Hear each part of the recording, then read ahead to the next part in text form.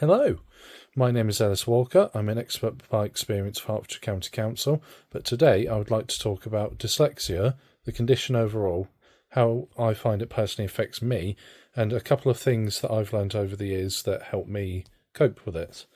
So for those who don't know that much about it, dyslexia commonly affects people's spelling, punctuation, grammar, and overall ability to read, as it makes the whole reading process a lot more strenuous. For me personally, dyslexia affects my reading by making letters unstable. And what I mean by that is it makes letters almost dance amongst each other, in between each other, and vertically as well as horizontally.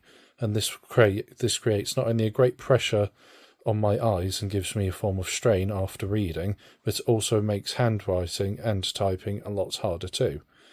I was diagnosed quite late in life, very recently, being only last year, but many pupils can get diagnosed within schools at an early age. The process involves communicating to your school's Senko and then eventually being involved with an educational psychologist to look in further to see if you could potentially have dyslexia. As I said, the negatives are quite hard actually, as my English work I found very difficult whilst I was in school, and to this day I still struggle with spelling, and it takes me a long time to write things down. But a few things that I have found that have actually helped me overall are visual stress, as dyslexia and visual stress actually are very common or commonly found together.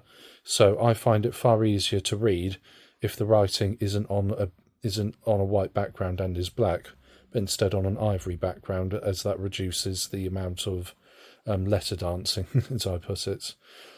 Other things that I personally find that can help me is just taking my time, as that's not always an option, but when it is, when you stop putting pressure on yourself and just take it slowly, that can help the process a lot more. A couple of other things that tend to help me with my own dyslexia are the most important lesson that I would absolutely stress that everyone with dyslexia learn is how to take your time. Just because you're dyslexic doesn't mean you can't do the things that everyone else can. It just means it takes you longer. And one of the most important lessons that I've ever learned in my time is to learn how to ask how to take your time and actually using it. Going slower really helps. It helps you pick out the mistakes you've made. It helps you reread information and process it. And overall, it will just make your life far easier when living with dyslexia. After all, they say less haste, more speed. Thank you very much for listening.